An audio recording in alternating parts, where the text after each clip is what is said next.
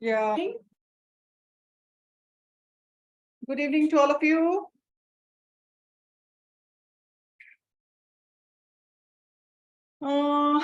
Wait.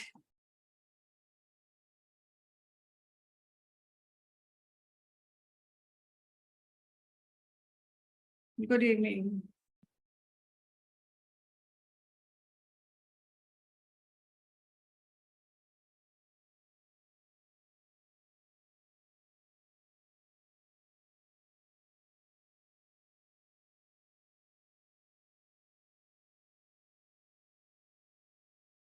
Okay.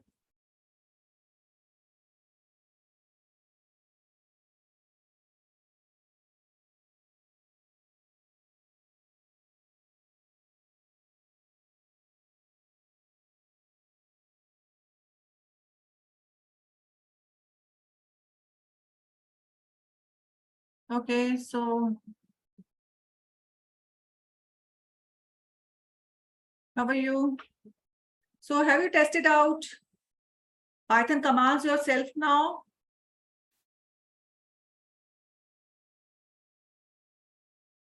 Have you tested out your commands? Very good.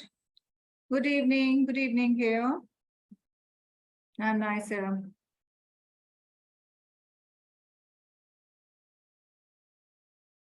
Fine. Okay.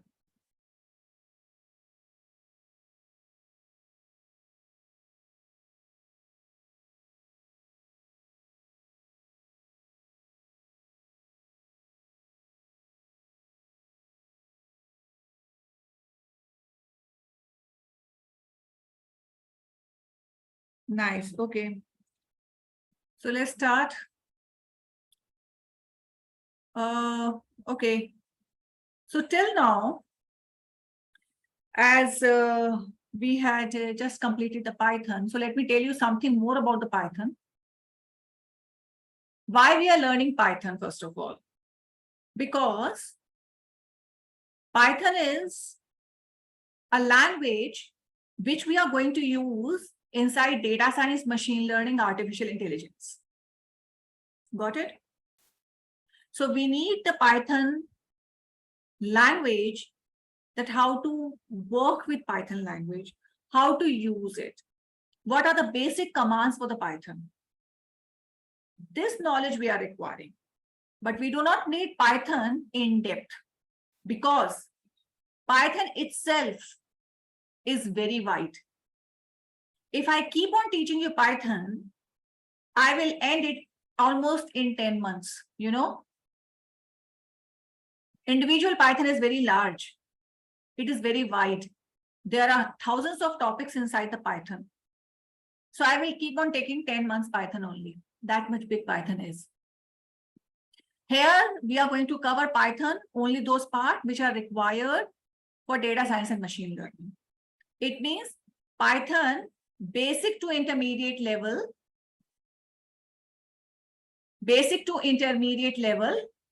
is required. And already I had done with all those commands where the basic to intermediate level Python knowledge I had already driven to you. Now, if you're coming to more topics in Python I'm saying Python has a very high depth. If I talk about the loops, there are various types of loops. If I talk about the object-oriented programming technology, it is very big chapter that I can take a 1 month only just to cover the object-oriented programming technology because that is so much big area. But we do not need require them. The reason is there because for the knowledge of data science and artificial intelligence and machine learning, we need just to use the Python commands. And already I had delivered everything that how to work with the Python, what are variables, how to work with the comments, what are the comments, just you can write these things with the comments, or what are variables, what are functional basic operators, or how to use the loops, what are functions, what are classes, the basic structures I had given, what are exceptions, the basic structures I had given to you. Each and everything is not required for you. I told Python individually, Python is a 10-month course. I can keep one topic, object-oriented programming technology, for 1 month. I can teach you that much bigger topic is there. But here, when you are doing the course of data science, so if I keep on working with the Python, I can give one more month to the Python than when you are going to do the data science or machine learning. When other topics will be covered, it means your course will be stretched to 2 years. It is not possible here, no? So that's why Python, the knowledge which I had given to you, basic to intermediate level, how to work with the Python, that is done. Today I'm going to start another topic. Rest, you can just read more. As I had told you, 2 repositories are there. A lot of exercises already I had given inside the LMS. Inside you can find out the learn section. There one is there, practice assignment repository is there. That one I had just created for the practicing only. You are not going to submit any of these things to me. Only that is for your self-practice only, so that you can have self-practicing of various types of commands, various types of programs. That much basic knowledge is required. And second, there is a notes and resources repository. A lot of new things you can find it out here also. Got the point here? If you read this, you'll be finding out a lot of things. Got the point here? But here, each and everything of Python is not possible. Just a basic and structural knowledge is required. Okay, here. Have you understood, students? So in-depth is not required. That is all. Okay. So, but yes, in practice assignment repository, a lot of programs I have provided to you that you can cover. Have you tested out? Can you tell me? Have you tested it out that how you tested it out?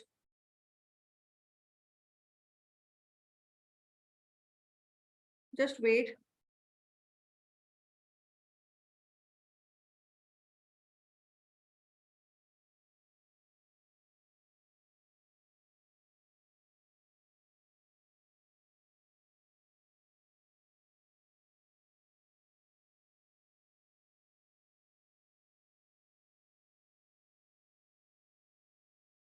Just wait.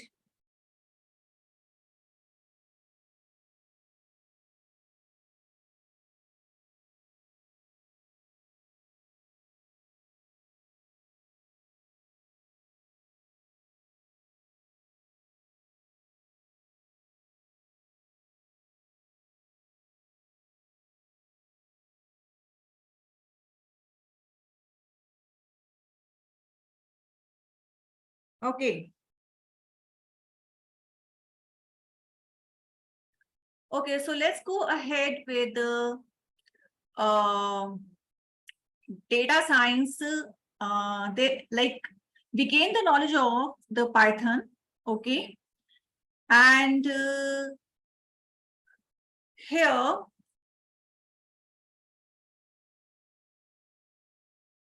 we gain the knowledge of data science. Basic Python here. So let's start today a very basic library. There are very fundamental libraries which are required for the data science, and that one is NumPy. NumPy stands for very important library. Okay, NumPy stands for very important library. That one is a numerical Python library. So we'll be learning this library, as this one is a very important data science library. Okay. So NumPy is very important data science library. Similarly, soon we are going to learn about the Pandas library. They are very important libraries actually. Right?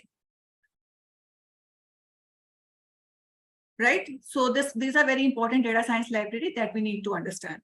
So basically, let's understand the term NumPy. NumPy stands for numerical Python.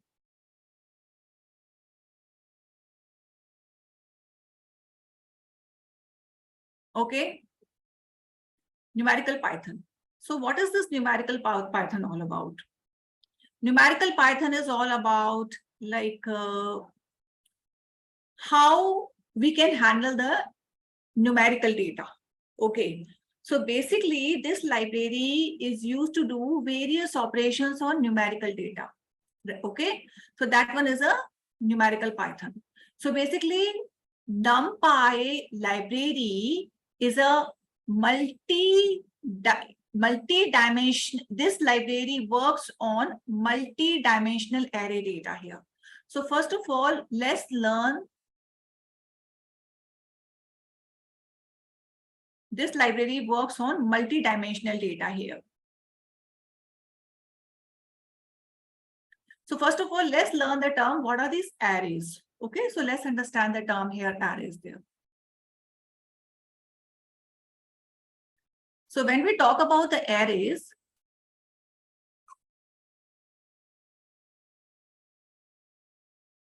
let's understand that why we are requiring arrays, what is the concept of arrays, how this NumPy array, NumPy library is using arrays. Okay, so that is there.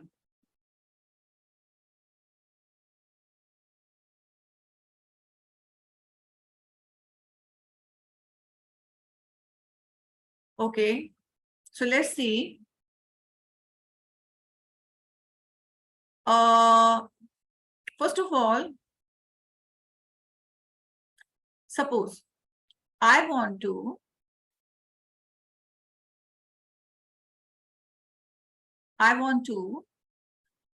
put 5 student marks. Okay, so suppose here marks I am putting for 5 students. So marks of 5 students I want to put it.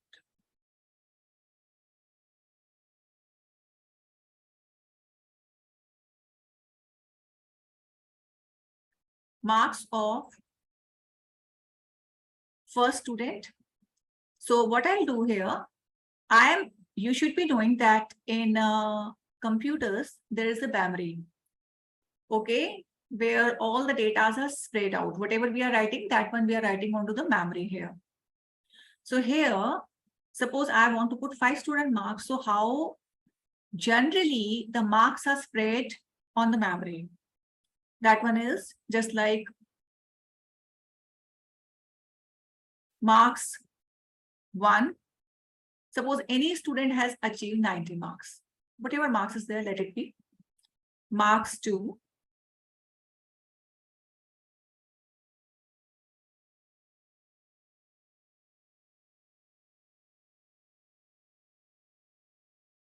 Any marks I am providing, but randomly the marks are spread here and there.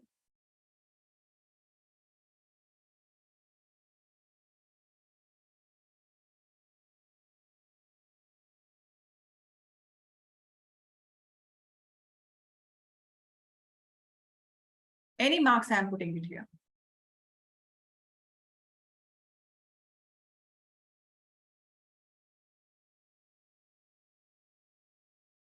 It could be any marks, that does not matter.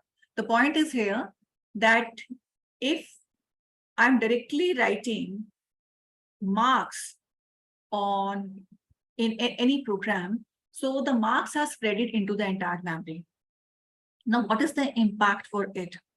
The impact comes when we started reading the marks here. Okay, that one is just like, suppose I want to find out what is the marks of student number 1. So here, suppose my pointer means here in memory, what happens, there is a pointer basically that will start searching that particular memory where marks 1 is written in. So suppose here I want to print marks 1, let's see.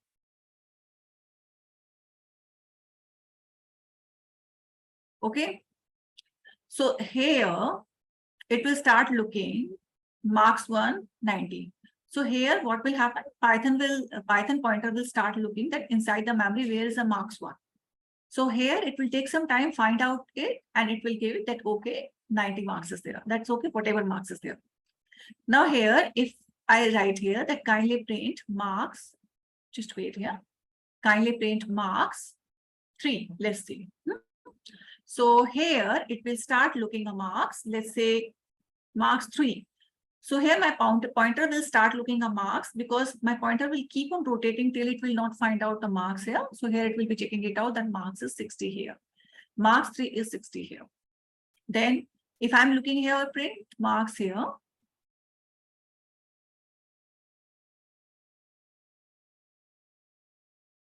So here it will be just giving that what is the marks, what is the marks achieved by student number 4. So here it will be, my pointer will start searching the marks here and it will giving you marks 75. What is the point here? The point is that here, the pointer is keep on searching the marks which we want to print it here. So it means the time processing is being taken. It means the searching of that particular variable marks is provided here. Got the point here? The searching of that particular marks variable is taking time. So if suppose I say I'm providing marks of 50 students and randomly I'm providing the marks, so what will happen? Wherever those variables are taking the place into the memory, so my pointer, which is searching that particular variable inside the memory, that will take a time for searching actually. And when the time is taken for the searching, my output is not coming. So that searching time will increase when my number of marks, suppose I'm putting a 50 student marks, 100 student marks, 200 student marks, so that will goes up. So the searching period is more there. So the point is here that whenever we are working in the field of computers, we need to turn down the searching period here so that less searching period could be there and fast speeding work of finding out that variable and putting the answer will be there. Finding out the answer will be there. Got the point here? So here, I need a technique through which I can handle that, how I can handle these marks. It means how I can find out the marks on a fast basis so that we can output with marks. That is the major concern here. Okay, we do not find out any time to just keep on searching the marks here. Got the point here? So now here comes one of the technique through which I can make my operation fast, make my searching operation fast, that we can do that, right? So that one is basically arrays. Here comes the concept of arrays. So basically what are arrays? Or arrays are basically, we are organizing the memories in a sequential order so that all my values of marks or any other variable which is having the same data type could be put into the sequential order. That could be put into the sequential orders. So basically arrays will make my memory organized and it will put a particular variable with a contiguous memory allocation and it will take all the values in continuity. Now you see here, suppose I say, see, if I say there is a class and inside the class there are 20 students or 30 students, let's say. So if in a class, all the seats are just, they are spreading here and there. So it is not able to find out where which student is sitting. Okay, the searching time is high. And at the same time, if we make that class organized and make all the seating arrangement in a sequential order, so all the students sitting with the roll number wise, so it is very easy for a faculty to find out the student in organized format or in sequential format. So this is a basically concept of array where we put all the data in a sequential memory. All the values inside those data are put inside the sequential memory. Okay, so that we can do that, right? So here,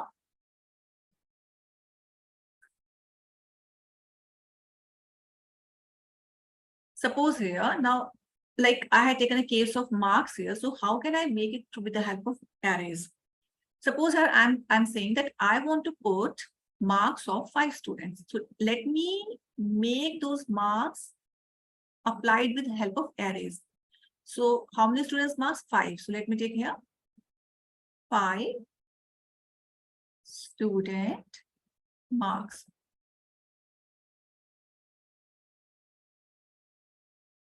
Okay. So here, now when we take a concept of arrays, remember with the help of arrays concept, the variable which are assigned inside the array, they are automatically indexed. Index means, if you remember, inside the list,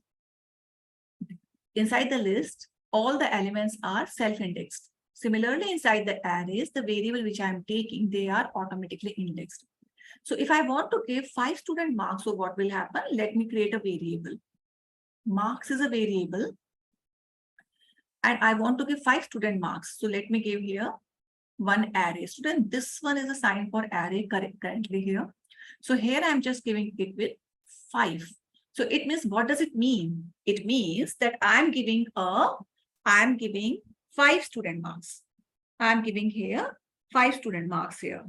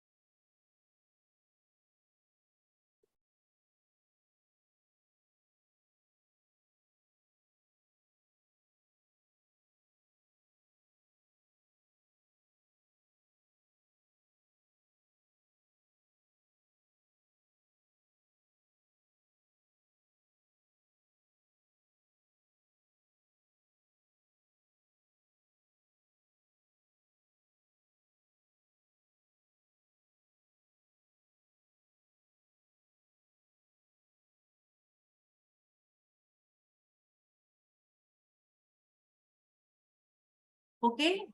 So here, marks 5 is what here you can see.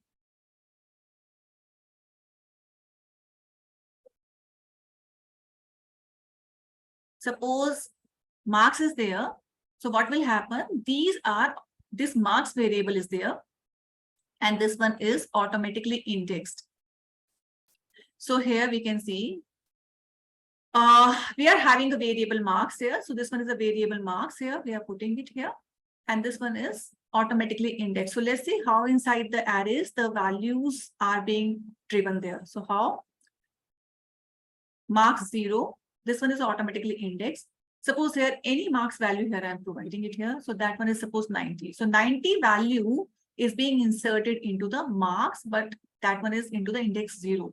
Okay. This one is automatically indexed. So as soon as I will put in here marks 5, so automatically this marks variable came to know that 5 values will be inserted here. Okay. Now here,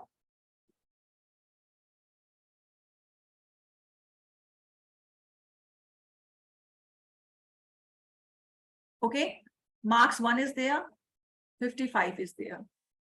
These are the values we are inserting.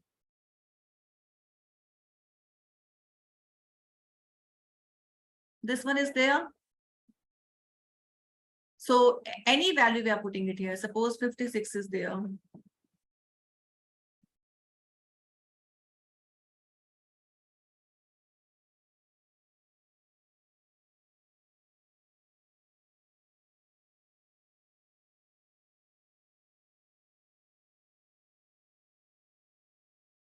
What are these? These are the values we are putting inside the marks here. Okay. So suppose here means 90 marks. 90 marks is being provided to 90 marks is being provided to first student. 55 marks is being provided to second student. 56 marks are provided to third student. This one is a third student. 88 marks is being provided to this student. 82 marks are being provided to this student here. Okay, so this one is there. Now here you can see, so it means this 0, 1, 2, 3, 4, this is given to student number 1, student number 2, student number 3, student number 4, student number 5. So it means to 5 students, we are providing these marks here. Got the point here? Okay, so it means I am just taking arrays. I'm just taking arrays. And in case of arrays,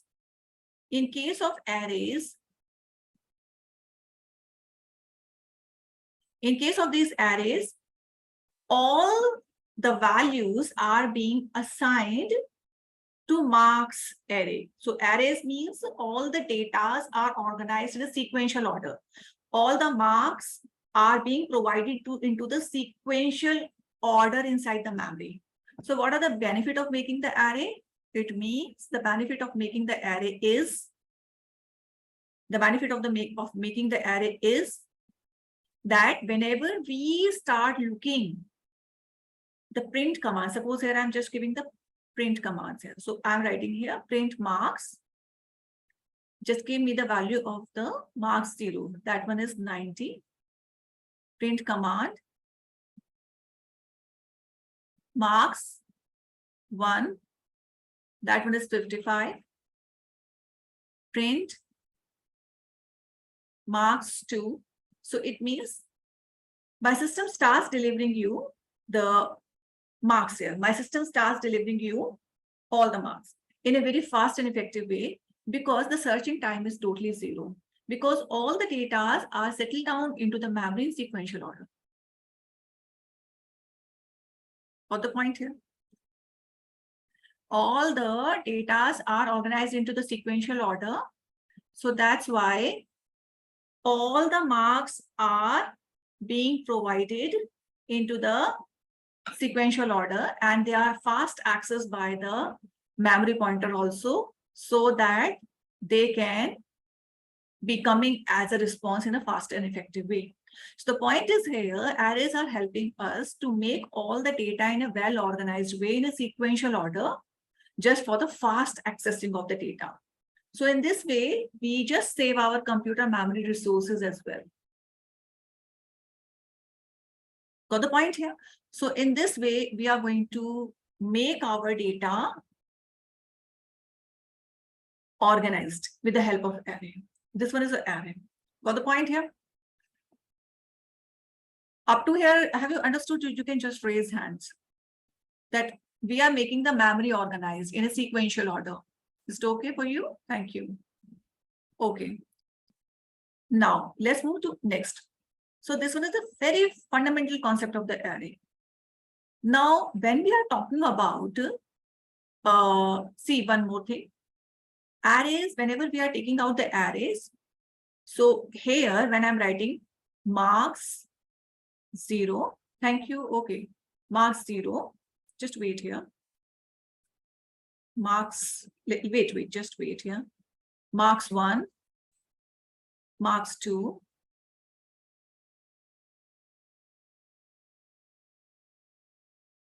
marks 3.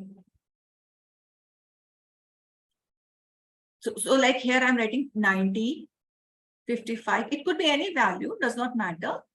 It could be any marks here, but automatically, remember students, whenever I'm talking about the arrays, they are automatically indexed with 0. They are automatically indexed with 0. You are not giving any indexing, they are automatically indexed. Got the point here? So just like in list, we are having automatically indexing, the same is having into the arrays as well.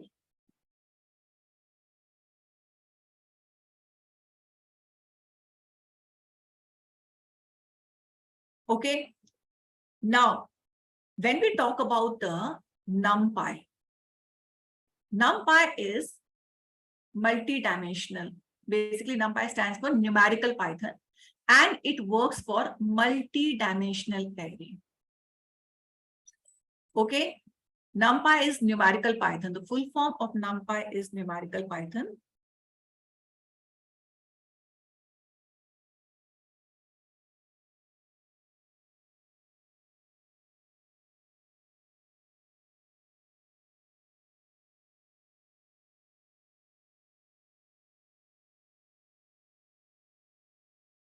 Okay. So NumPy stands for numerical Python, and it works on multi-dimensional array. Right? So it means it works on array basically. And the array data which it uses, that one's a totally numerical Python here. Numerical data only. It will be taking a numerical data. Numerical data means here it will be taking a integer data, or it will be taking a floating data here. So let's work about the numerical Python here. just work about the numerical Python here. Before it, when we talk about numerical Python here,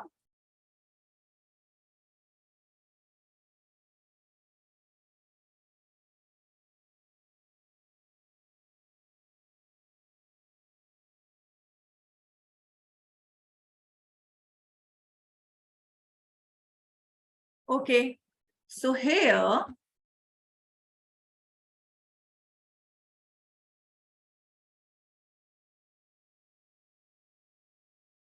when we talk about numerical Python here,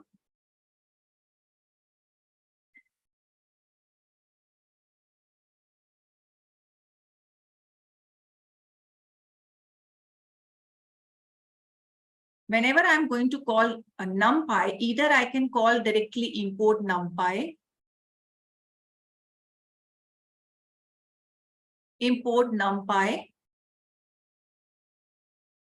got the point? Or import NumPy as NP, anything we can call it. Just like I had told you, whenever I want to call math, suppose I want to call math here, import math. Or I want to call here import math as M. So anyway, I can call this one as any, like here I can call it an empty also. So import math or import math as empty, I can call it in this way. So if I'm just working with NumPy, I can just import the library of NumPy because that one is a data science library. So import NumPy as empty. Okay, this one is there. So whenever we work with a NumPy, so here I'm going to work import NumPy. Let me take it in this way. And as NumPy work with arrays here. Okay. So here you can just take A is equal to NumPy dot array. And inside the array, we can write these 1, 2, 3, 4, 5.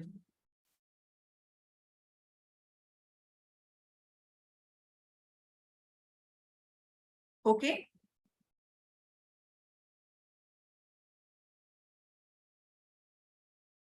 Got the point?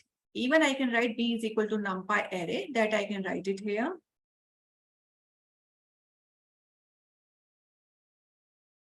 Got the point? So here I can give 11, 12, 13, 14, 15, 16, any of the number data I can give it. C is equal to NumPy array, I can give it here.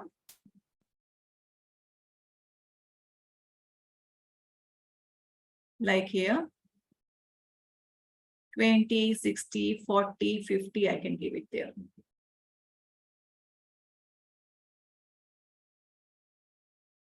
Right?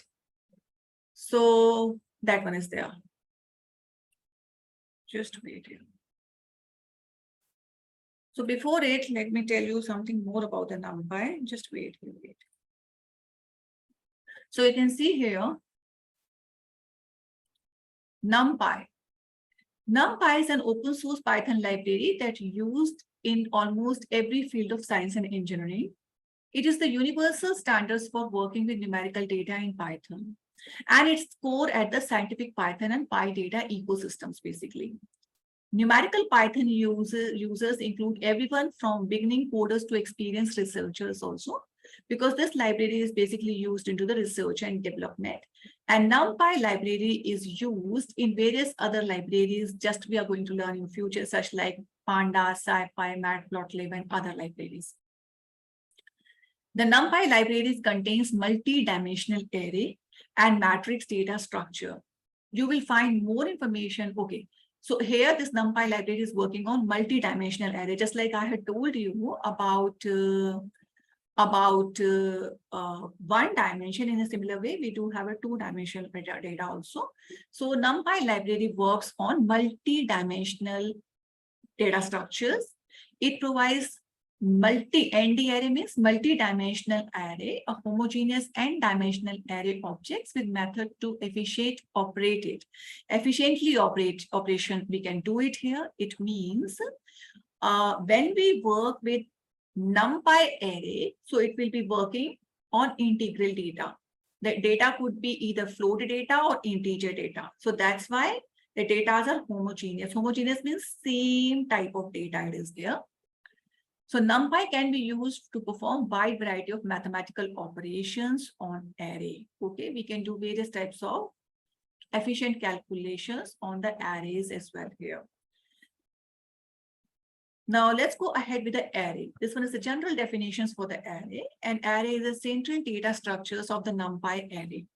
An array is basically a grid of values and it contains information about the raw data, how to locate an element, how to interpret an element. It has a grid of elements that can be indexed in various ways. So automatically the data are indexed. So if suppose this one is a NumPy array, this one is a normal array. So automatically this is a data. So here the values are default indexed. Automatically they are indexed here. So basically an array is a collection of items stored in a contiguous memory allocations here. So we can provide all the data in continuous memory. So the data are contiguous memory allocated. Okay. The order of the memories are sequential so that whenever we want to search it, we can find out all the data into the same sequential organized memory locations. From there, we can just see the data there. So each identify at least one array index. Okay. So here the idea is to store multiple items of the same type together. Same type together means we can work with onto the homogeneous data. So basically here, NumPy is a Python package and it stands for a numerical Python. It is a library consisting of multi-dimensional array objects and a collection of routines for processing of the arrays here. Okay, so that one is just the NumPy here.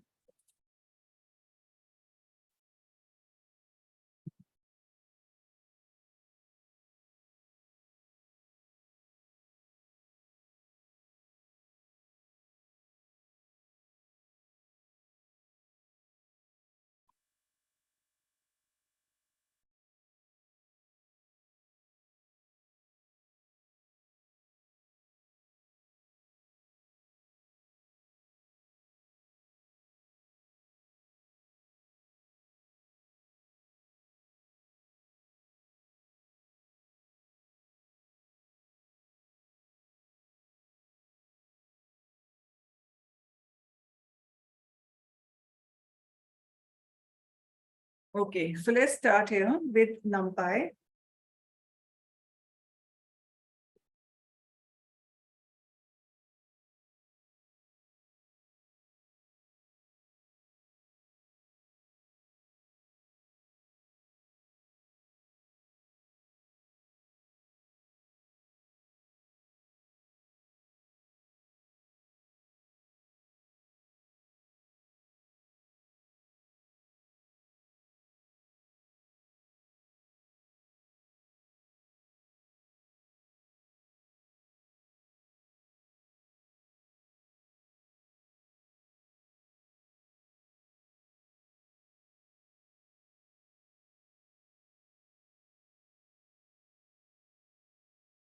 Okay.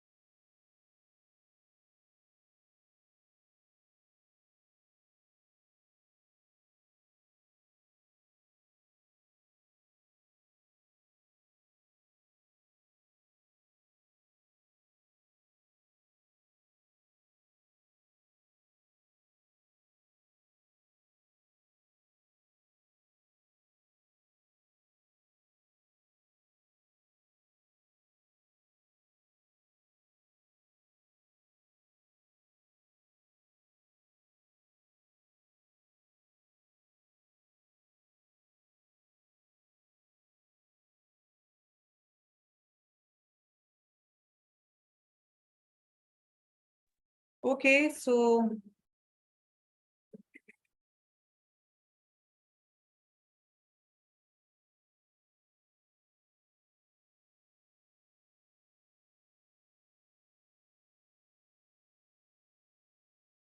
hello, hello.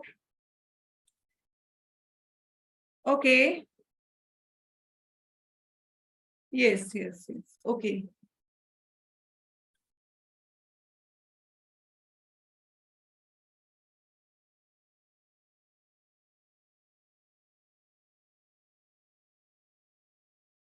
Okay, so let's take here that how to write the commands in by using the numpy here.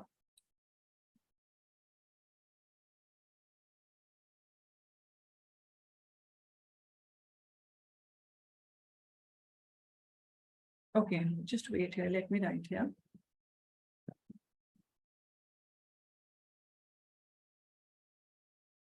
Okay, so how to write here numpy? So you can just go ahead with it.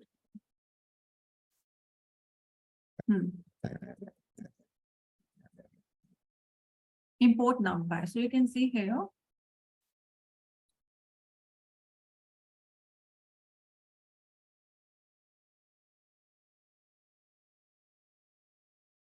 Okay, import numpy here.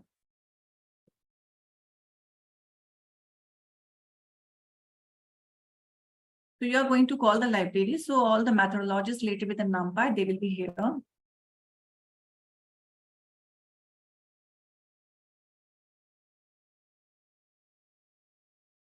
Now here, how to write it?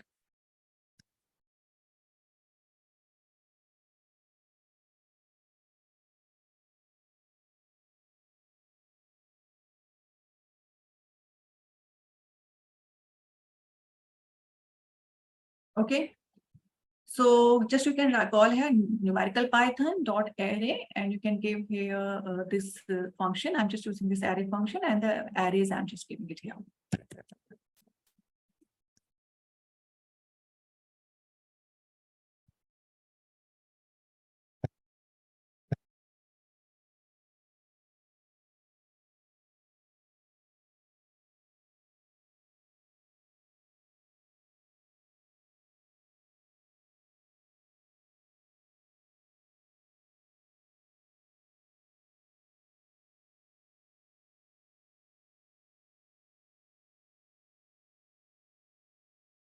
Okay. So here you can just put any data. So these are the same data. These are the homogeneous data, means integer data. All the data should be into the same format here. Suppose here I'm writing any other data, you can write it.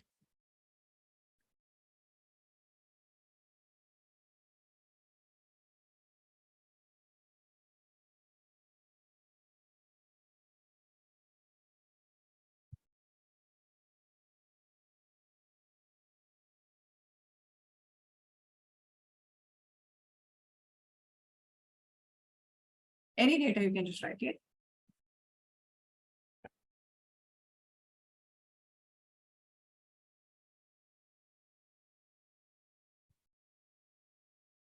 Okay, so in this way, you can write it. So any number data, you can provide it here. Any number data that you can provide it here. Similarly, suppose I want to write here any float data. If I want to put it here, I can put it. You can see here numpy dot array.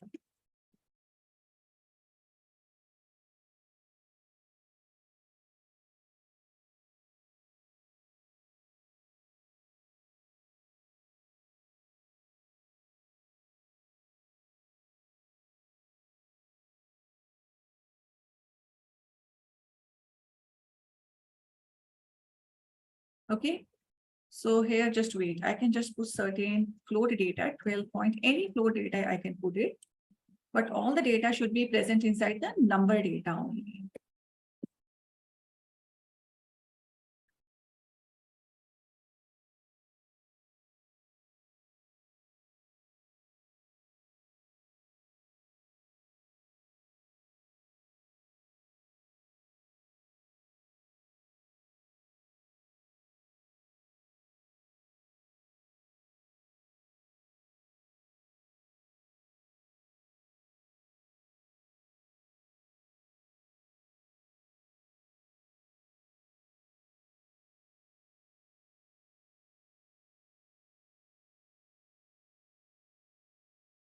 Okay, so any data you can provide it here.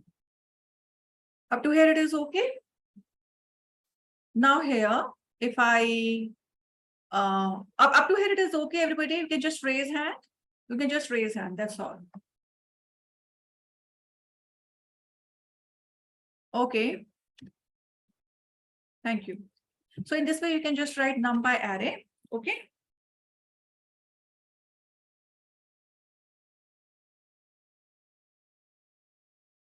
Okay. Thank you.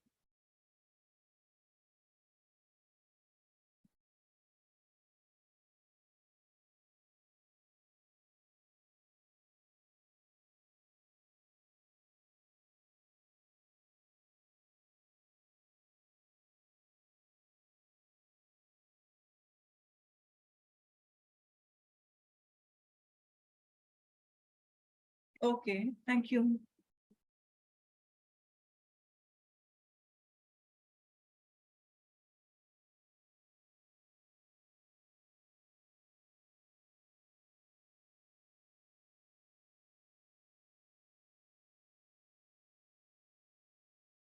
So in this way, we can just write numpy array normally. Now here, I can just call the numpy in a different way also. I can simply write here, import numpy as np. Okay. And now with the help of np also, I can do it here. np dot array. Any data here I can pass. Any data, numerical data here I can pass.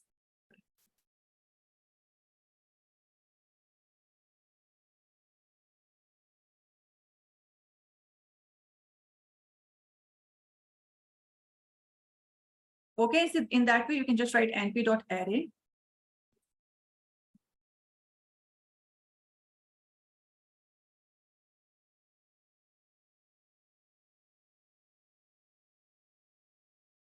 Okay.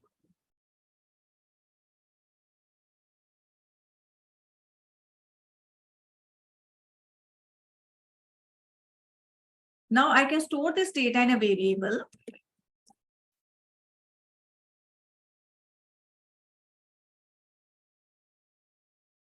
Wait.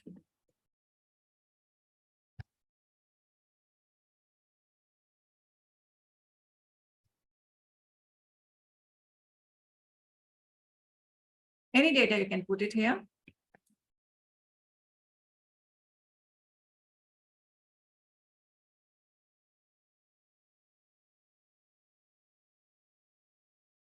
Okay. So here you can store it in any of the variable. Now I can write here. Just wait. I can write it here. In any other variable, I can take it here.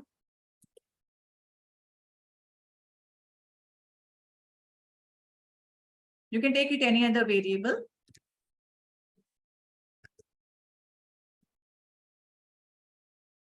Okay. In this way, you can just take it out the variables.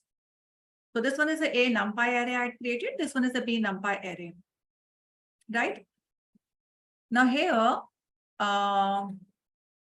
suppose there are certain methods inside the numpy array. If I want to approach those methods, what I can do here, I can just write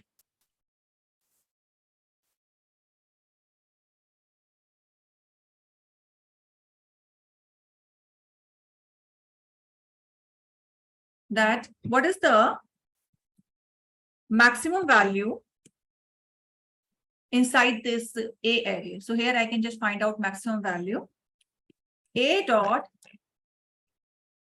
minimum value. So there are certain internal functionalities inside the numpy array through which I can find out what is the maximum value and what is the minimum value. So here it is just showing you that what is the maximum value. Maximum value is a 99 and 12 is the minimum value here. Now here you can see b dot minimum. Suppose I want to find out what is the minimum value. That one is a 12. B dot maximum value. That one is a 89. Okay, that one is just capturing all the data from here. Okay.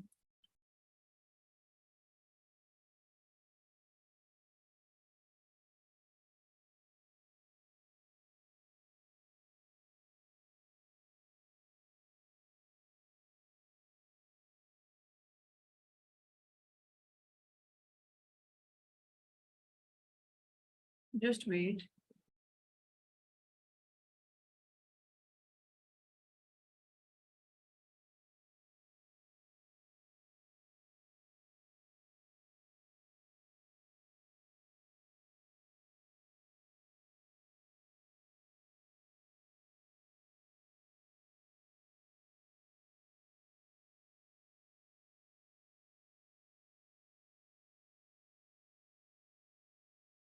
Okay. Now suppose here, if this A is there, I want to check it out. What is the shape? So let me show you first that what shape it is showing. It is saying 8. What does it mean? First of all, let us understand what does it mean. A dot shape means here that the shape of the data is 8. 8 means there are 8 elements. 1, 2, 3, 4, 5, 6, 7, 8. 8 students, sorry, 8 elements are there. 8 elements are there. Got the point here? 8 elements are there. Okay. If I want to write here, what is the shape here? B dot 5. So basically, 1, 2, 3, 4, 5. So right now, actually, what is happening? We are using a one-dimensional array only. So that's why it is just giving me the shape in this way, one-dimensional array data. Here it is just saying that there are 5 elements or there are 8 elements, the total number of elements. So now what we'll do, let's make that how to make the two-dimensional array data in case of NumPy. So for that, there's a particular format of writing the the data NumPy array in two-dimensional format. That one is two-dimensional array format means here.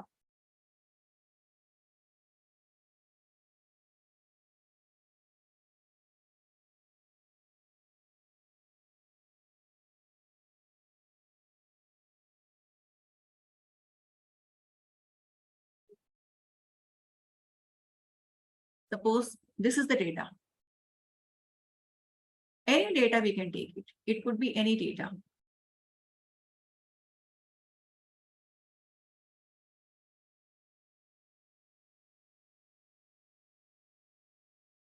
So how to make this data? So basically you should know that this is a two-dimensional data where I'm having row 1, row 2 and column 1, column 2.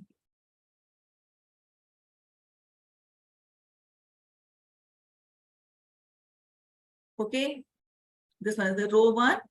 So this 50 belongs to row 1, column 1. This 20 belongs to row 1, column 2. 10 belongs to row 2, column 1. 30 belongs to row 2, column 2. Okay, let's see how to put it inside the NumPy array. Okay, so that one is, we need to build up the structure for this one here, right? So for that, NumPy or np.array, you can write it. Any instance, you can write it here.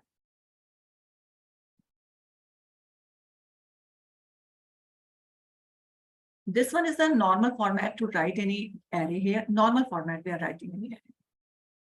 Now we need to give a structure to this data, row 1 and row 2. So just see carefully how I'm making the structures for that. That one is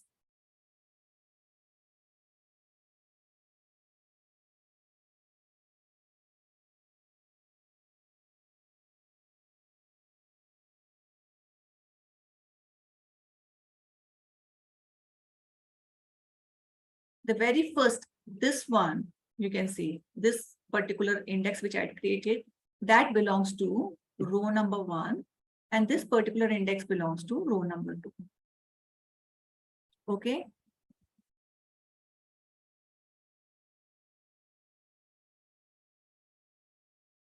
Now I had just created a comma just to provide the columns here. So here I'm going to put the column number 1, column number 2. And here I'm going to put the column number 1 and column number 2. Okay, so this I need to put it here. Now,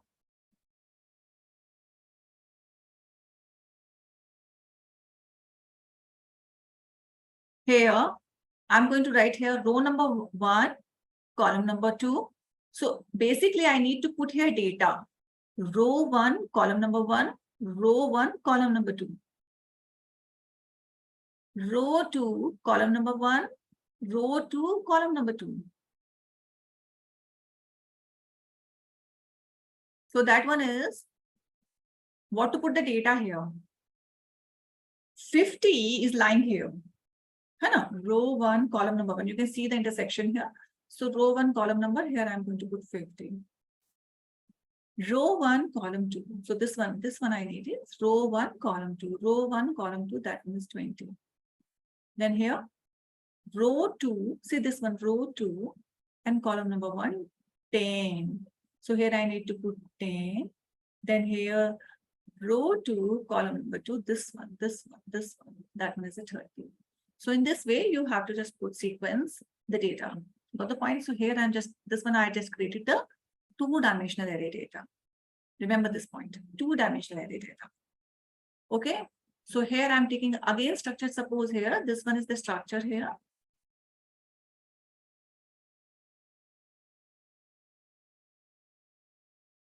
So here, whenever I'm making the structure, you have to take the structure row 1, row 2. Got the point here? So this one is a basic structure. And here for row 1, row 2, we need to identify here 2 brackets here, then comma 2 brackets here. Done.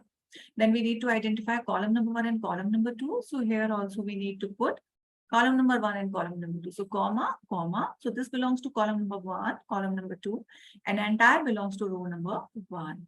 This part also belongs to column number 1 and column number 2, and this belongs to row number 2. Okay, so here we can write row 1, column number 1, 1, row 1, column number 2, 2. Row 2, column number 1, just wait here. Row 2, column number 1 here. So here you can write 3, and row 2, column number 2, 4. In this way, okay? So remember this structure you have to develop. So this one is a 2-dimensional array data.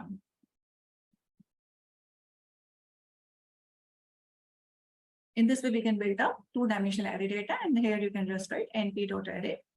And before it, you need to write import numpy as np. np is required as an alias if you want to build in this way. So I'm taking the same structure.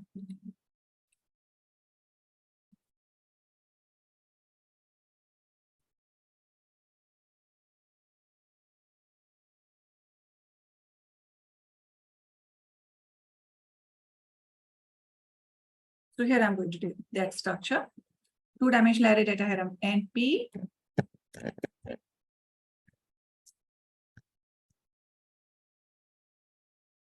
This one. Then here I'm going to take, see, this one we had developed for row 1, row 2. So here, let me develop a structure first.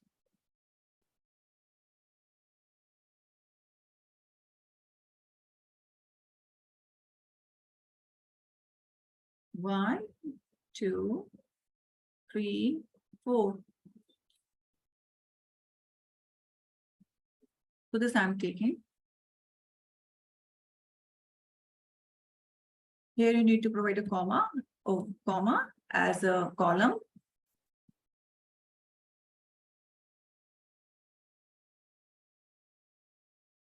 One, 2, 3, 4.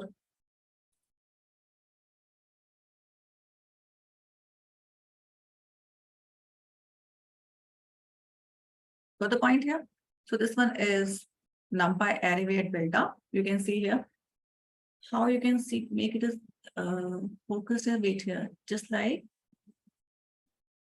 this one you're looking now. See the structure.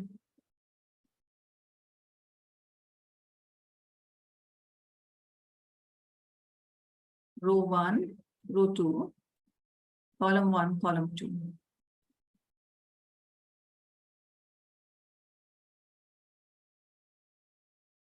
This one you are getting now.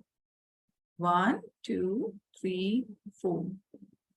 Row 1, row 2. This structure is coming from here, na? R1, R2, and this one. This structure we are getting. Got the point here?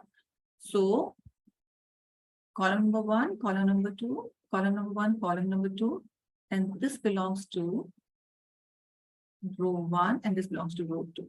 In this way, your structure is developing, right? So just take care for this one. In a similar way, suppose here I want to find it out.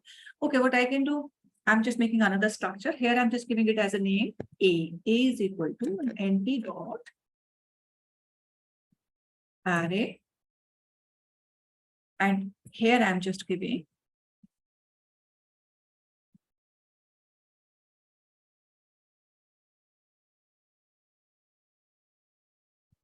one, 2, 3, 4. Okay. Now here I am just checking out the shape. Let me check it out the shape here. A dot shape. Just to check it out, shape here 2, 2. So let me explain you 2, 2. 2, 2 is what? That one is saying that 2 rows and 2 columns are there. 2 rows and 2 columns are there. See here. Okay, I'm just telling you the same thing, how the shape is coming. This shape is coming. Now, if I check this shape, what is this shape is showing here? Row number 1, row number 2, column number 1 and column number 2. What does it mean? Shape always shows you, whenever shape we are giving it here, that shows you number of rows and number of columns. Number of rows and number of columns. So that one is what? That one is 2 rows and 2 columns. So that one is showing 2 rows and 2 columns. How? So you can see it here, 2 rows, row 1 and row 2, column number 1 and column number 2.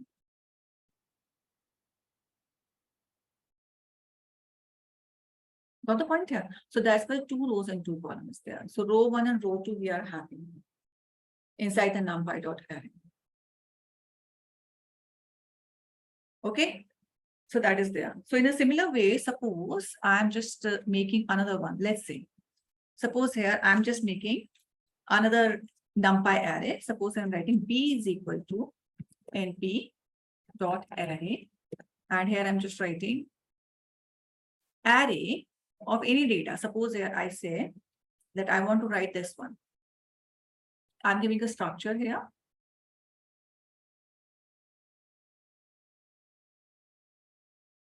Any data here, I want to write it. So remember, row number 1 and row number 2 to be created, and column number 1 and column 2. In the same structure, I want to build up. And whenever I'm checking out the shape, it will be giving me 2 rows and 2 columns. In this way, the shape is going to be given here. So here,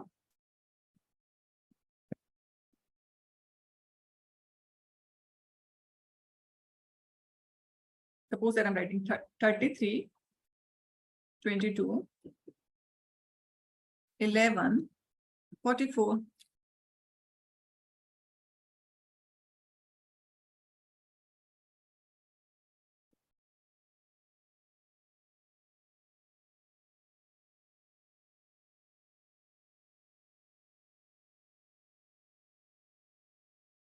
Got the point here? In this way. So if I'm checking out the shape here,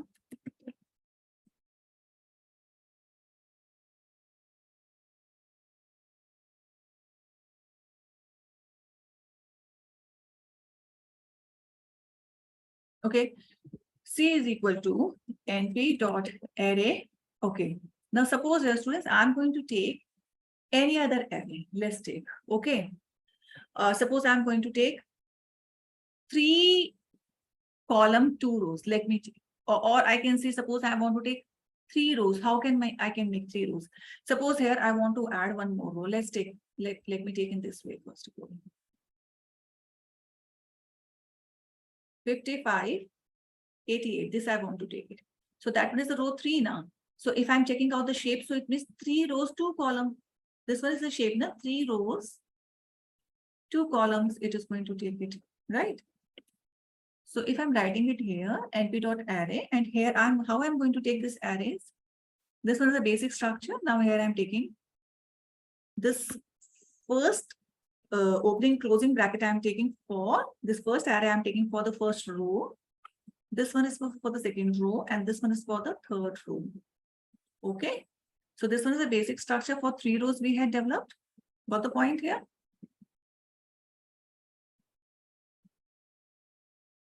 Row 1, row 2, row 3. Okay. Now here, I need to give a column, 2 columns. So here you need to break this row into 2 columns with the comma separations here. You can make it. So student, this one is the basic structures there, right? Now here I need to put some data. So you can put any data. Suppose that I'm writing here, any data that you can insert it. Suppose that 11, 22, 33, 44, 55, 66. This one's the data here. So this I'm just providing it here. 3 rows are there, no? Row number 1, row number 2, and row number 3. And if I'm running it here, this one is there. See, when I'm checking it out, this one is the data. So when I'm checking it out, C dot shape, this one. C dot shape here. So row number 1, row number 2, row number 3, and column number 1 and column number 2 in this one. So here what it is showing you, it is just showing you 3 rows, 2 columns. 3 rows, 2 columns in this way.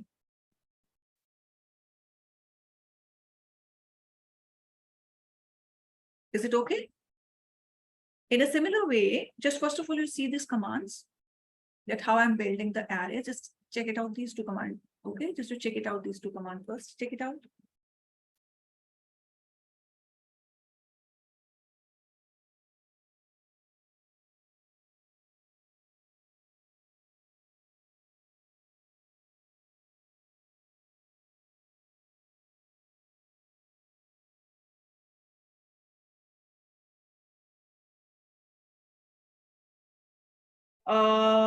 Yes, bracket is whenever we are using a bracket. Bracket is used for rows and the commas are used for columns. Exactly.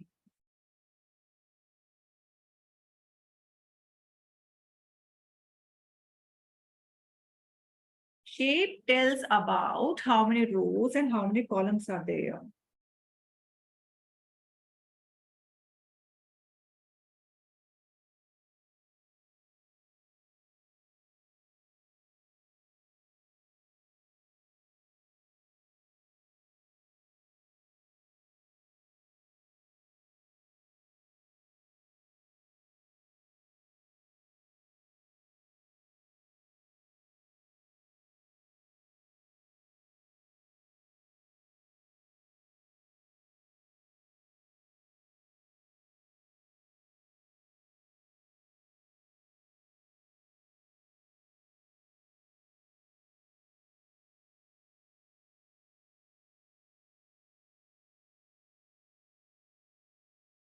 We are importing NumPy here because import NumPy is required to import the library. I told you when I started writing NumPy, importing NumPy is basically just to import the library. Without it, we cannot write any NumPy commands.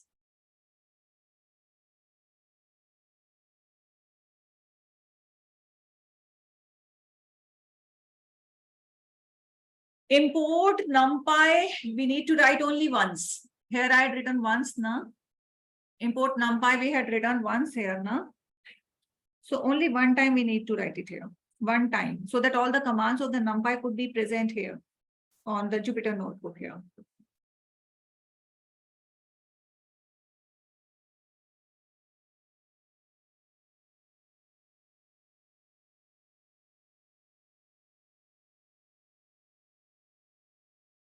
Read all these commands, please. Read it now.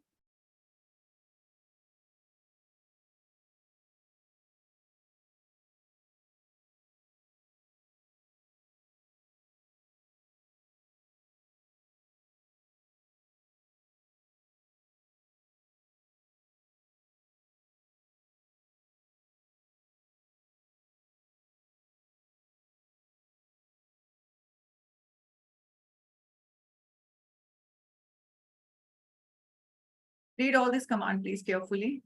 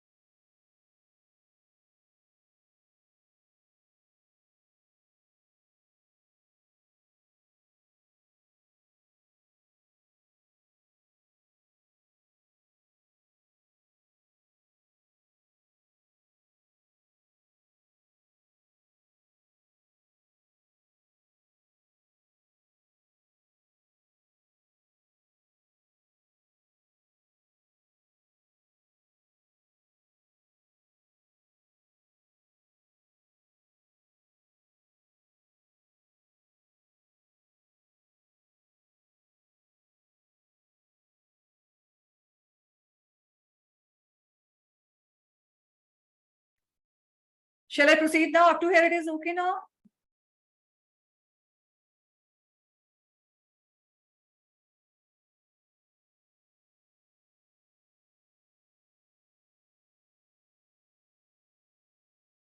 Okay, so this one is a very basic structure written for NumPy array.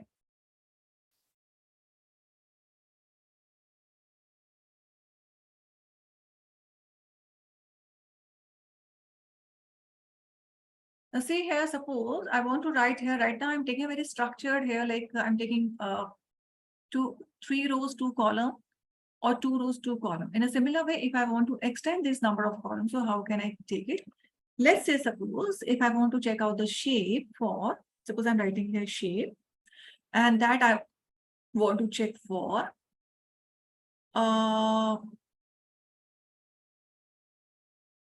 let's say 3 rows, 3 columns, na? 3 rows. This one is a rows actually.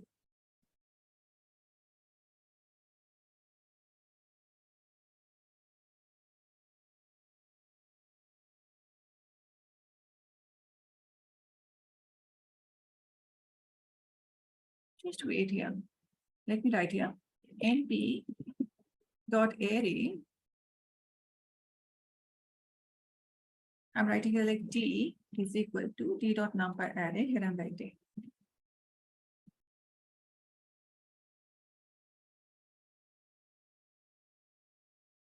Three rows, 3 columns. So 3 columns I had created now. And now here I can write it 3.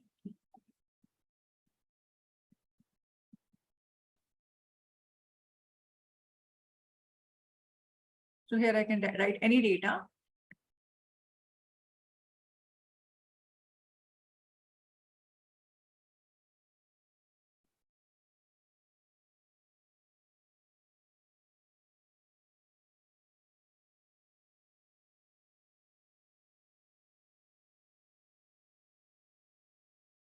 D dot shape. If you're checking it out, this one is there. Okay, so 3 rows, 3 column it is. At the same time, because 3 rows, 3 column it is just showing to you. At the same time, if you want to extend here, suppose E is equal to any E variable you want to make it here, numpy dot array. You want to write here, suppose I say 4 rows, 3 columns, means here 4 rows, 3 columns shape I needed. 4 rows, 3 columns. If the shape we need it here.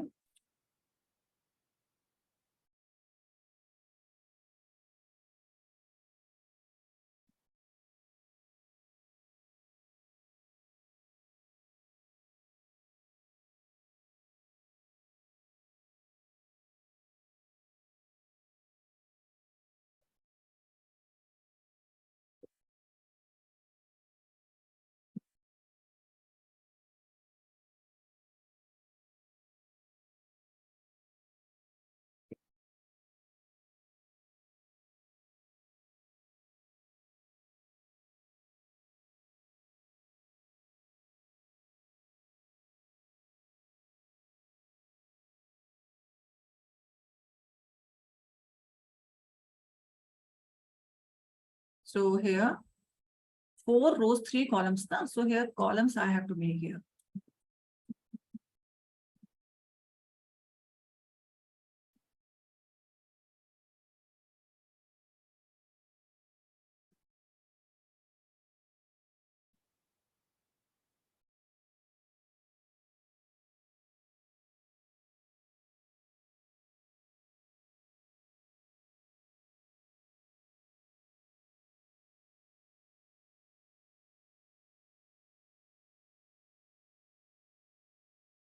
Four rows, 3 columns. No? Row number 1, row number 2, row number 3, row number 4, and okay. 3 columns are there. No? Row 1, row 2, row 3, row 4. Column 1, column 2, column 3.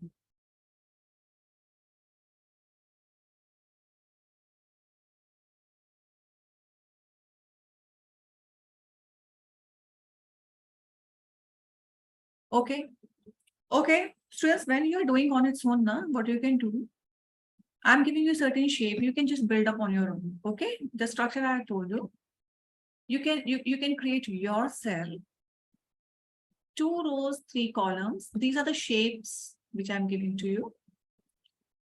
So you can do it on your own. Okay, 4 rows, 4 column. 3 rows, 2 column. 4 rows, 3 column. 5 rows, 4 column, and 5 rows, 5 column. Can you do it on your own when you are doing yourself? These all shapes, can you do that? Just you can raise hand. That's I can know that you can build up these shapes on your own. This is quite easy, miss. For conceptual understanding, you can do that.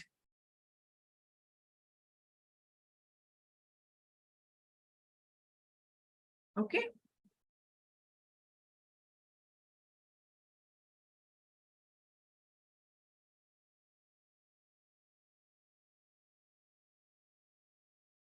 Okay, you can do that. Thank you. Thank you.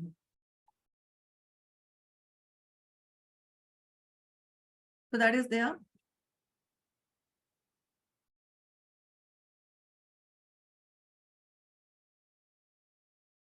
Okay, thank you.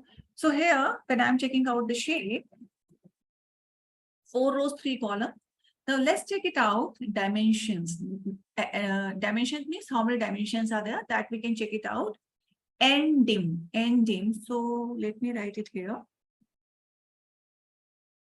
Suppose here I build up A now. We had already written here A. So I will just write it here.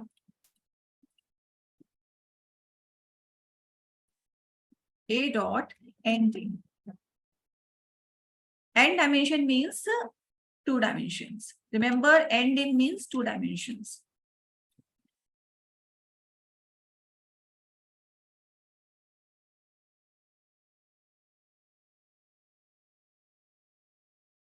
Number of dimensions. ND means number of dimensions. Remember, so 2 dimension means it is saying rows and columns we are having. Got the point here? And here, if you remember, when I put here, what is the shape? When I had just created this array. The first array, NumPy array I had built up. This one is basically 1 dimension. This shape is basically 1 dimension because there is no row, no column. So when I'm checking out the shape, it is just showing me 8. 8 means it is showing me that there are 8 elements. At the same time, when I'm writing it here, ending. No, here, just let me run this one first. Run.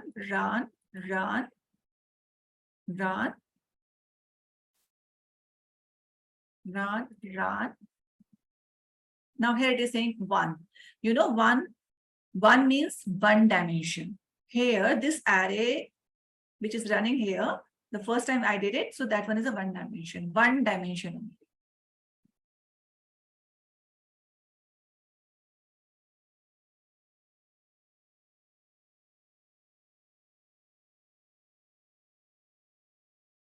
Okay, n dimension here. 1, right? So that one is there.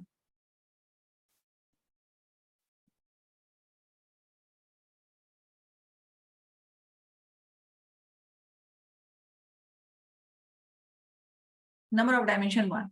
So here, when I'm checking it out, this one, number of dimension 2. So number of dimension 2 means here, it is just saying that this array, which I had created here, this one is a 2-dimensional array data. This one is a shape, it is showing 2-dimensional, 2 row, 2 column. It means 2-dimensional array data. Even suppose this B is there, if I want to check it out, what is the shape here? So here it is just showing B dot ndim. This one is there. So here it is just showing you 2-dimensional array data. So here it is showing you why 2-dimensional array data? Rows and column. So whenever we are having rows and column, X and Y, rows and column means we are having both X and Y. So this shows that you are having a 2-dimensional array data, 2-dimensional array data. In C also, suppose this one is there. If you are checking it out, what is the number of dimensions? So the dimensions are basically 2, rows and column. Rows and column means 2-dimensional, X and Y you are having. So this one is the C dot N dim. This one is there. Okay. This one is there, and is there. Okay. In the similar way, you can check it out. E dot end means number of dimension. So 2 is the number of dimension. Now I can find out that what is the minimum value, what is the maximum value in E. Suppose this one is an array here. If I want to find out E dot min, so this one is one of the function which is saying 1 is the minimum value. So 1 is the minimum value means here it is just showing you this one is minimum. Okay. And let's check it out. 12 is the maximum value. So here, if I'm just checking it out, E dot max. Oh, wait, yeah.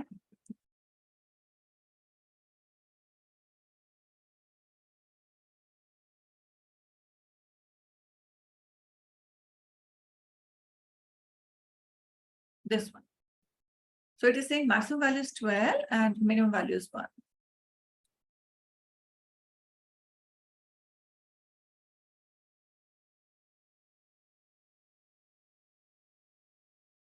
Okay, this is there.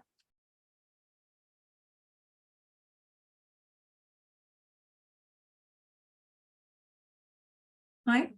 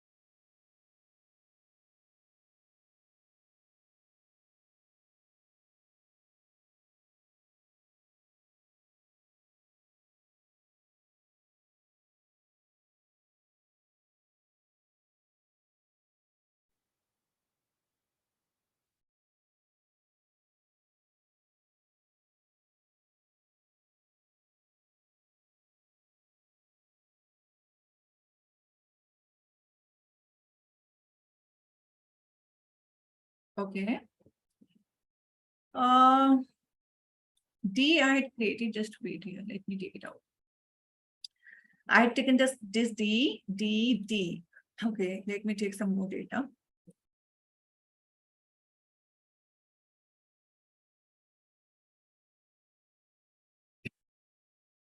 D dot, suppose here shape we had tested out.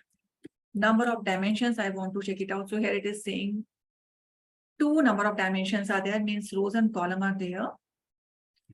D dot minimum is there. Minimum value is 1. D dot maximum value is there. 9 is the maximum value in case of this D array, this one array. Now here, I want to check it out. What is the size? What is the size here? D dot size. Wait, let me check it out. Wait.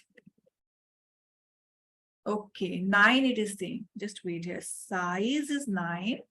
So size is 9 means how many total number of elements are there? You know, size is basically 9 here. That one is showing total number of elements are 9 here. 1, 2, 3, 4, 5, 6, 7, 8, 9. 1, 2, 3, 4, 5, 6, 7, 8, 9.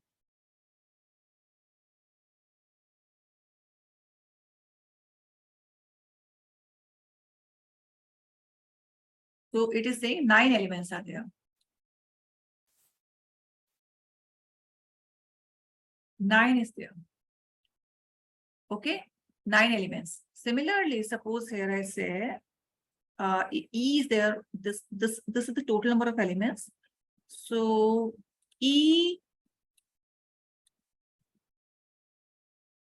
dot size, it is 12. Why 12 is coming? Because 12 number of elements are there. 1, 2, 3, 4, 5, 6, 7, 8, 9, 10, 11, 12. 12 elements are there. So that's why it is just showing you 12. 12 is the size here. That's why it is showing you.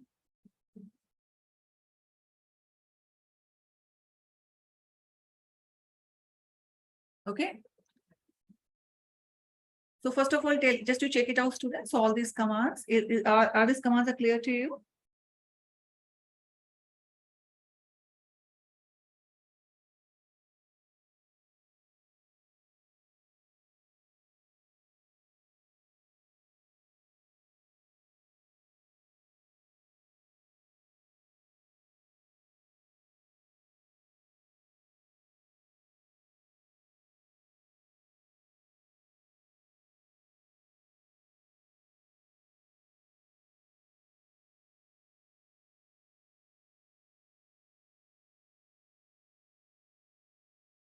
Basically, they see here, I'll tell you, shape is basically what? Wait. Shape is basically showing you that how many rows and columns are there. So it means shape is showing you 4 rows and 3 columns. 4 rows, 3 columns. So you can check it out. 4 rows are there. Row number 1, row number 2, row number 3, row number 4. And this one is column number 1, column number 2, and column number 3. So here it is saying 3 columns are there and 4 rows are there. 4 rows and 3 columns.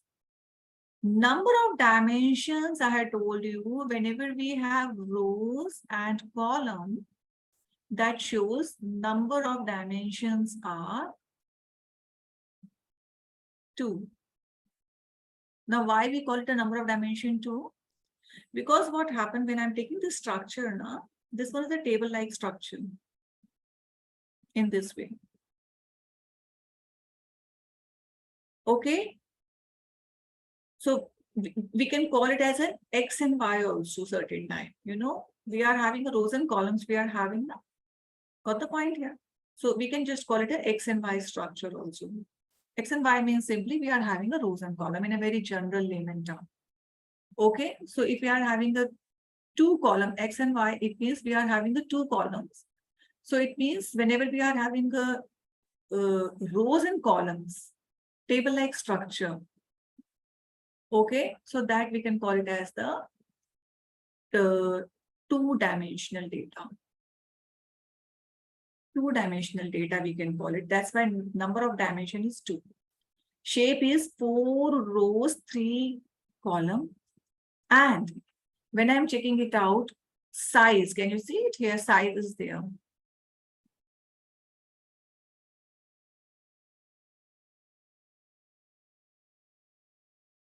Twelve.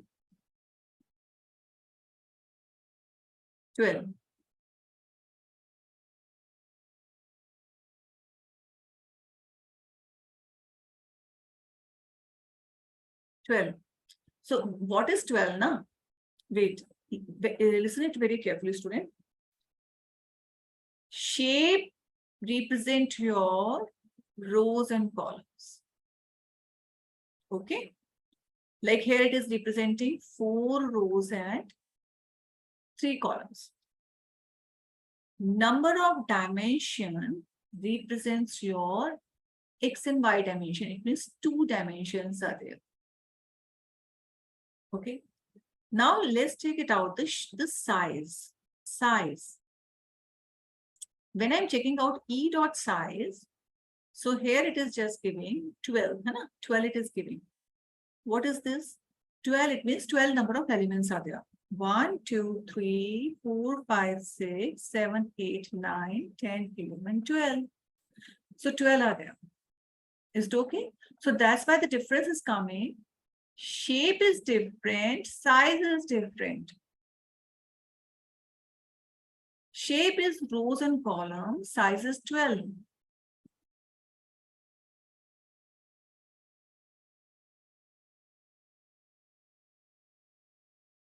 Got the point here? Shape is different, size is different. Got the point here? So this one is a difference. Size is, it is telling total number of elements. Size is total number of elements. How many? 12. And shape is showing you that how many rows and how many columns. Number of dimension, it is showing you how many dimensions, 2 dimensions.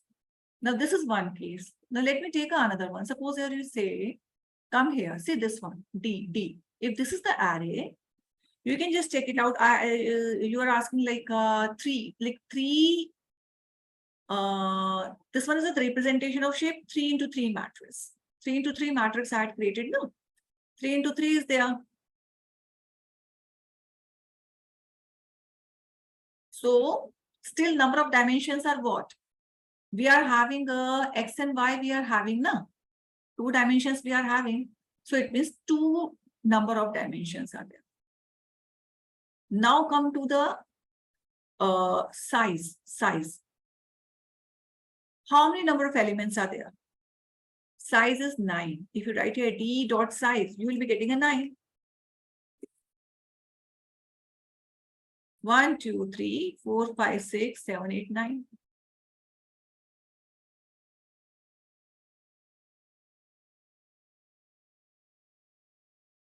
Got the point here? So this one's the difference here.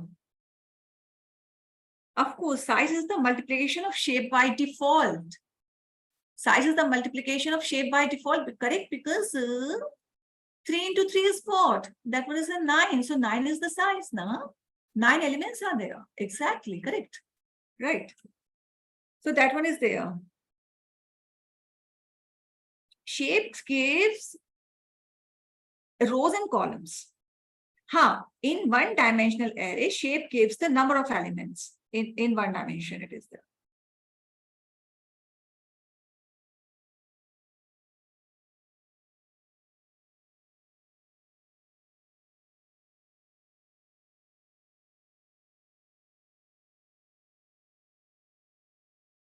Okay, so that one is there. Now, one more thing, see carefully here. Suppose, okay, let me take here D. Now see here, I'm writing one more thing. D dot item size. Let me write here just first. If this is there, na, D dot item size. Now what is this for? What is this for? Means try to understand here. Here it is saying D dot size.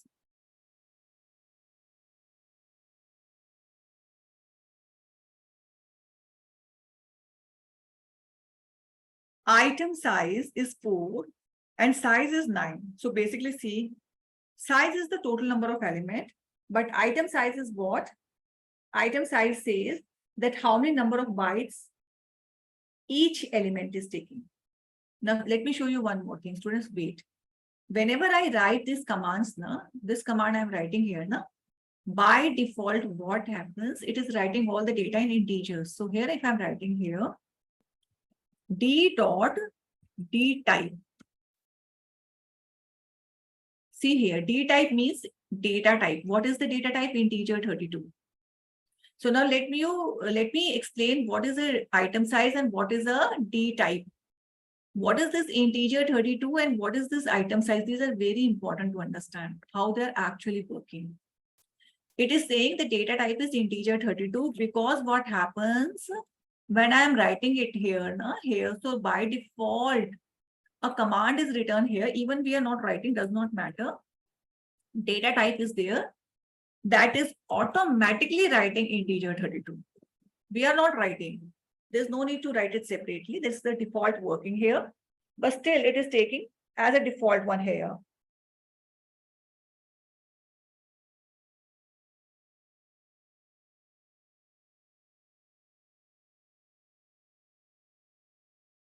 Okay. So here what I'm doing, see, data type integer 32. Data type integer 32 is there. This one is there, na? So here what is happening? Na? Integer 32. Integer 32 means here by default it is taking data type integer 32. Even I write or won't write does not matter. If I'm not writing it here, still it is working. If you write it, still it is there. It means default working is integer 32. So let me tell you what is this 32 here. What is this 32 here and how it is reflecting the item size 4 here. Okay, how it is different from the size here. Just wait for that and come here. Let's understand the theory in detail, though this is very different from data science, this one is totally different actually. Wait. First of all, let me tell you very few basic things here. That basically computer science is based on, computer science is totally based on binary digits. Basically, maybe you had heard about that computer runs on binary data. You had heard about binary data. Binary data means computer works on 0 or 1. You had already heard about it. Okay. So 0 or 1 means my entire computer system runs on a 0 or 1. So basically, any data, binary means 2. Let me take you 2. So what happens actually in computer system, into the memory I'm talking about. See, basically, as a layman person, we are writing all, whenever we are writing any softwares, we are working in MS Word document, we are working on Excel sheets, anywhere you can talk. Even you are writing a Python, you are writing a high level language. High level language. High level language means you are writing all in English, but computer never understand English. That will be converting all the commands into the binary level language. Binary level language. Because computer can never understand this one. So binary level language means all the data are stored into the form of 0, 1, 0, 1, 0, 1, 0, 1, entire data. Okay. So as a human, we are writing here high level language, but all the data translated into the binary level language 0, 1, 0, 1. So 0, 1 represent binary means 2. So what happens? See, now here I'm representing you the binary data. Students, this one is totally different from Python or data science or any. This one is totally separate subject actually. Here I'm just showing you that, wait, just wait here. Let me give you. Here I'm showing you that how the binary formats work in computer system. Okay. Suppose here I'm writing, see, binary works with 2 data. So 2 raised to power 0, 2 raised to power 1. Let me make the things very easy just to understand. 4. Now this one is a binary data here. Binary data representation I'm making. 2 raised to power 0 belongs to 1. 2 raised to power 1 belongs to 2. 2 raised to power 2 belongs to 4. 2 raised to power 4 belongs to 8. Raised to power it is. Now here, if I want to represent any decimal values into the form of binary data, how can I represent? For that, suppose I say decimal values I'm taking a decimal value. Decimal value means 0, 1, 2, 3, 4. So here I'm taking, suppose, how I can represent 1 in decimal in the binary format. Means in computer, how these things are represented. Suppose 1 I'm writing, how it is represented. So 1 is represented wherever 1 is there, 8421 is there. So where 1 is there, the signal goes high there. Rest of the places it will go 0. Now, how the decimal 2 is represented in binary format? This one is a binary format. 2. Where is the 2? 2 is here. So this will be high. Rest of the data will be 0. How the representation of decimal value 3 is present into the binary format, means into the computer, how it is represented. So wherever 2 and 1 is there, so 2 plus 1 is 3. So that one is 1, 1, 3, and here it becomes 0, 0. If I say how the 4 is represented, so wherever 4 is there, so that signal will become high, high means 1, and rest will become 0. How the representation of 5 will goes on, that will be 0, 1, 0, 1, because 4 plus 1 is 5, rest will be 0. Students, can you help me to make the representation of 6? Exactly. Can you make the representation of 6? Please give here and comment in the live chat. You can just come here quickly. Can you give me the representation of 6? Yes. You can, any of you can come here. You can tell me what is the representation of 6. So you are saying 4 and 2. So here 0, 1, 1, 0. This would be the representation of 6. Got the point here? What is the representation of 7? 7. Decimal 7. What is the representation of 7 in binary format? You can keep on giving me the representation of 7 here. Okay, so you are saying representation is 0, 1, 1, 0. Oh, no, 0, 1, 1. It is 1, 1. It is 1. Okay, so 0, 1, 1, 1.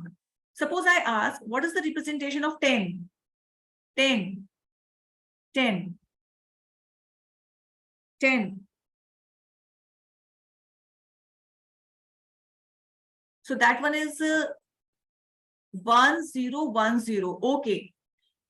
Can you tell me that when this entire representation will be over? 8 plus 4 plus 2 plus 1. 8 plus 4, 12. 12 plus 2. Exactly. 14 and 15. So it means, what is the representation of a 15? Can you tell me what is the representation of 15? Representation, binary representation of 15. Exactly, correct answers.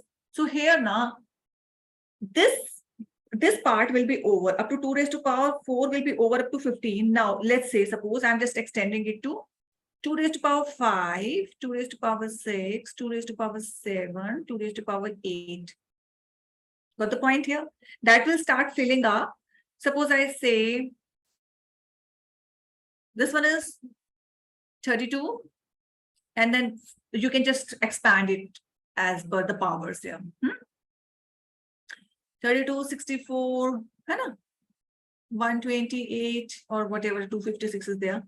So the point is here, suppose I want to represent, let's say, I want to represent here, just wait here. I want to represent here all over here. This bytes will be going this side actually. Okay. And you think it's, suppose I want to write 32. If I'm writing here, let's take 32. So how they will be representing? 32 if I'm writing, so that will be representing 1, 0, 0, 0, 0. And if I'm representing, let's say 33. So here 1, 0, because under 32 highlights will be there for 1. Rest is in this way, 1. So it means 1 and 32. Got the point here? So it means what happens? This data ranging now, that will keep on working with all the decimal values.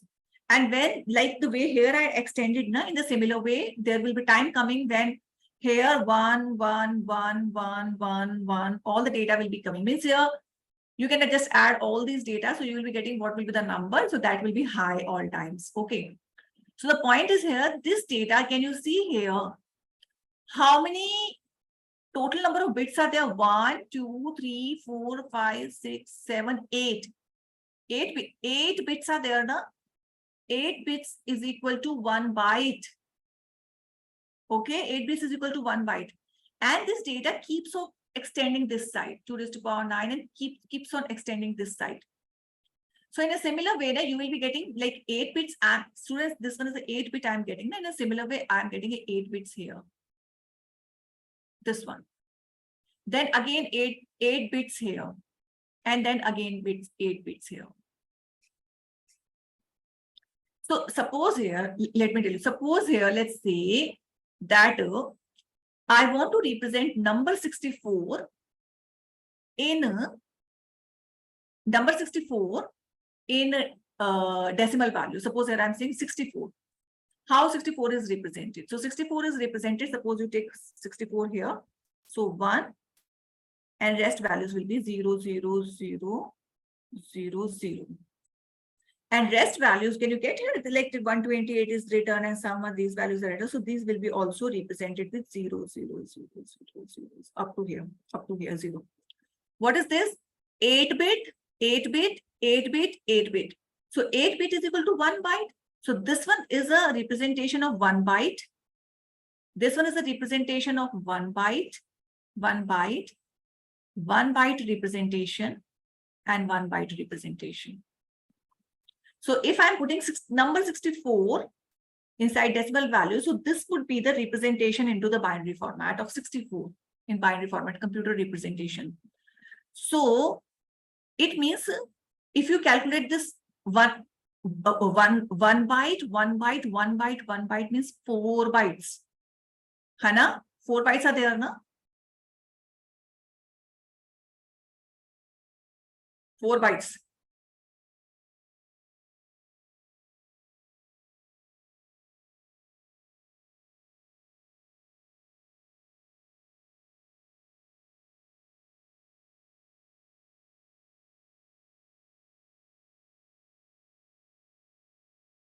Okay.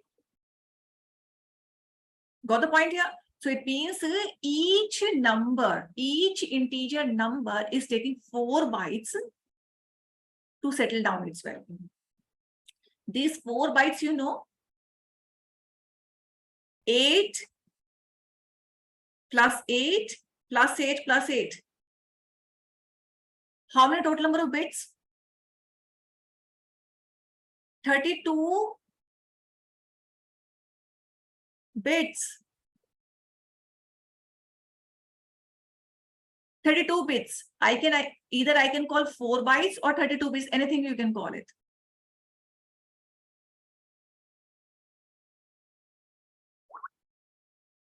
Got the point here? Got the point here?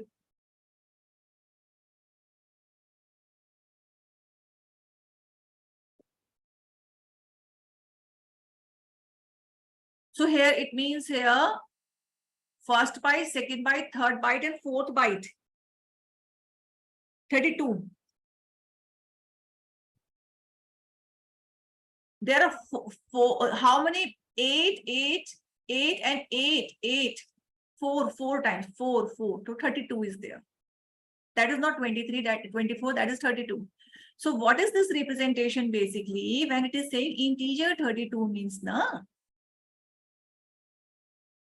Integer 32.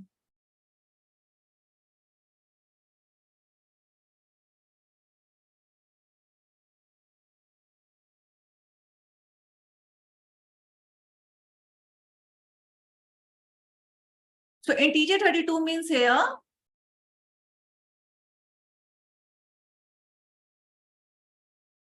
I had written there 2 raised to power 0, 2 raised to power 1, 2 raised to power 2, 2 raised to power 4.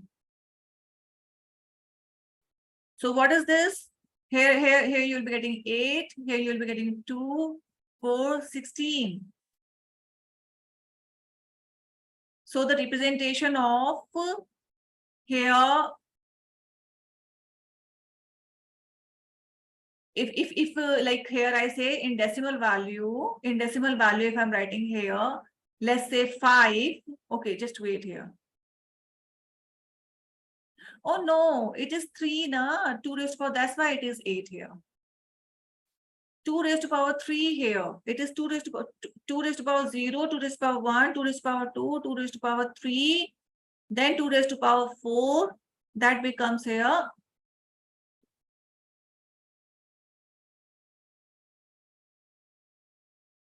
Just wait here. This one is 2 raised to power 3.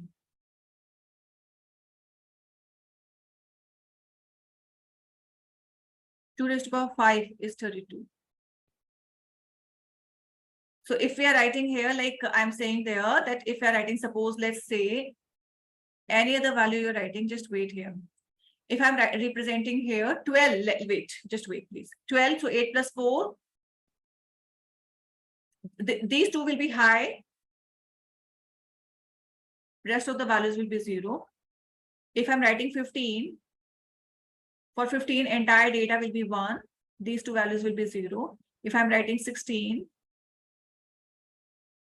this will be high. Rest of the values will be 0.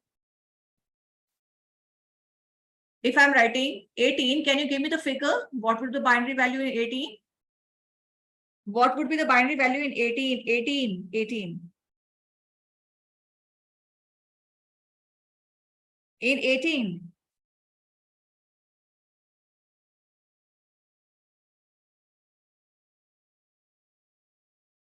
What will be the value for 18? Yeah. For 18, it would be 16. This would be high. Rest of the 2 will be high. This would be the 18 value. Okay. So now here we are talking that when I had talked about like 8 bits, 8 bits, 8 bits, 8 bits. है ना? 8 bits collectively. So total 32 bits you are having na, to represent 32 bits you are having to represent what? To represent a number. Integer number. है ना? 32 bits. So that's why it is written here integer 32. Got the point? Integer 32. Or you can say it as 4 bytes because this is first byte, second byte, third byte, fourth byte. So 4 bytes. So basically integer 32 is 32 bits. So integer representation is given with the 32 bits and 4 bytes are there. Got the point here? And if I'm writing there as any number, suppose C dot D type is equal to 32.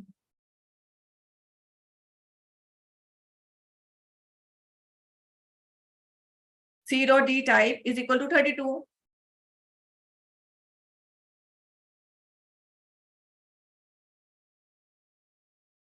Okay, so 32 bits it is just saying. Integer 32, it is showing it here, na?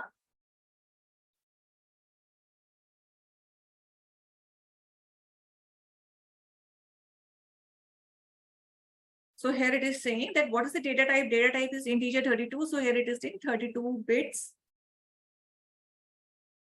Or you can take it as a 4 bytes.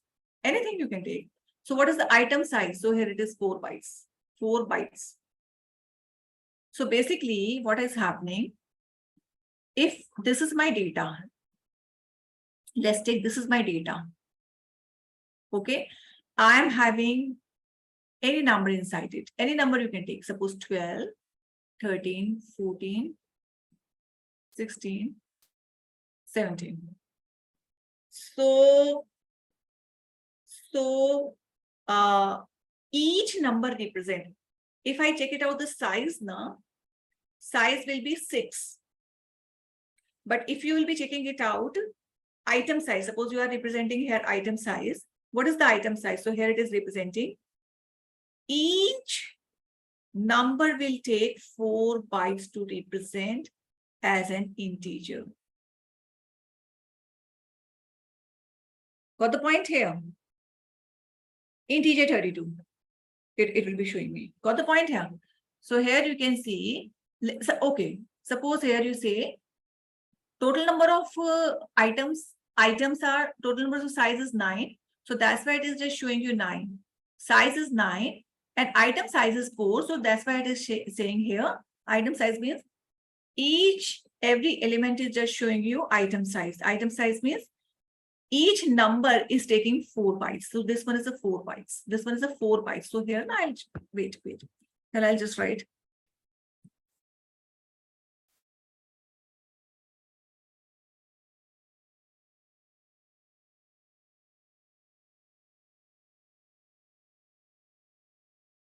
Got the point here? So 4 bytes, data type is integer.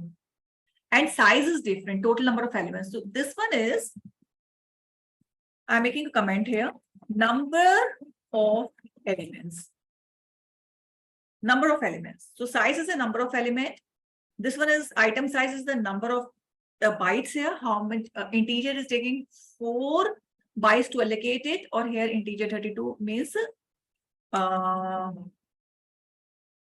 I said like integer 32 means 32 bits for integer story. Got the point here? So instead of it, now I can just cut it and I can just write it here as a comment. Here I can write it. Oh, wait here. Wait here. This one is a bits stored for integer. These are the differences here. The same thing, if you check it out, suppose I say here there are elements in C dot size, you will be getting 6. 1, 2, 3, 4, 5, 6. 6 are there, no? So here you can just take it out. C dot item size. Here it is 4 because each element is using 4 number of bytes. This one is taking a 4 number of bytes. This one is taking a 4 number of bytes. And C dot item size, C dot size, and C dot D type, you can take it for as an integer 32. So here 6 elements are there. Item size of 4 and data type is integer 32.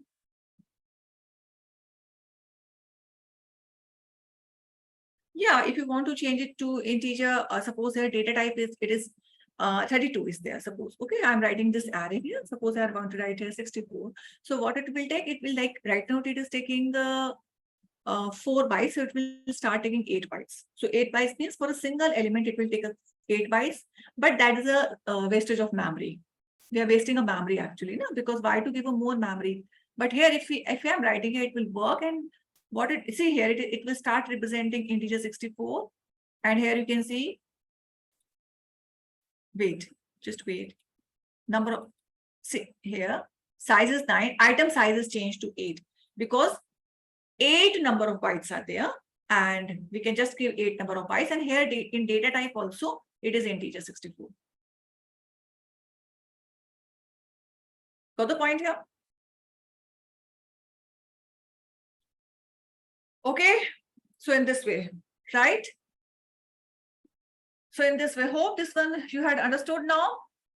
Is it clear all the things now that how size, item size, and data type is there? Okay, we'll be continuing tomorrow. Got the point here? Okay, thank you.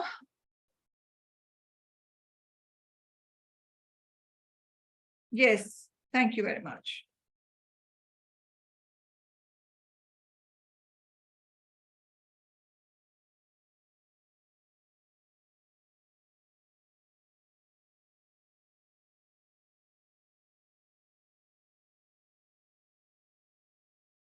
If we are reducing the size, so automatically the numbers will be reduced there.